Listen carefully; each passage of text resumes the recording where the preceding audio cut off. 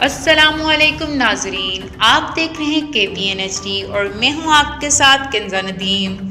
سری نگر نئی دہلی غیر قانونی طور پر بھارت کے زیر قبضہ جموں کشمیر میں بھارتی خفیہ ایجنسیوں نے متعدد علاقوں سے 10 کشمیریوں کو گرفتار کر لیا۔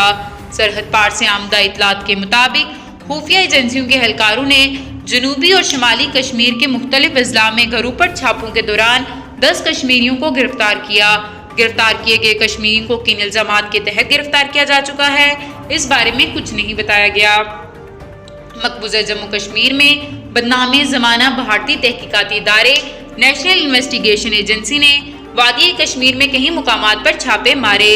میڈیا رپورٹس کے مطابق NIA کے اہلکاروں نے بھارتی فوجیوں اور پولیس اہلکاروں کے ہمراہ سری نگر کے علاقے بٹا مالو، باغ مہتاب اور ضلع کپواڑہ کے علاقے کرالا پورہ میں چھاپے مارے، جس دوران نہتے عوام اور خواتین کو ہراساں کیا گیا۔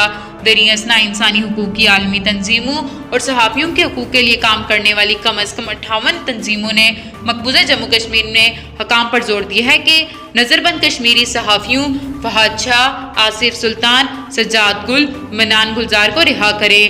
بھارتی میڈیا رپورٹس کے مطابق human rights watch committee to protect journalists, reporters without borders اور دیگر نے مقبوضہ جموں کشمیر میں بھارت کے مقرر کردہ لیفٹیننٹ گورنر منوج سنہا کے نام ایک خط میں زور دیا ہے کہ وہ گرفتار صحافیوں کی رہائی کو یقینی بنائیں۔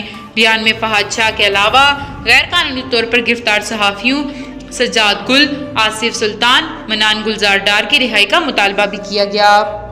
شعبہ نشر و اشاعت، لبریشن فرنٹ، ضلع باغ۔ مزید نیوز اپڈیٹ کے لیے دیکھتے رہیے KPN HD۔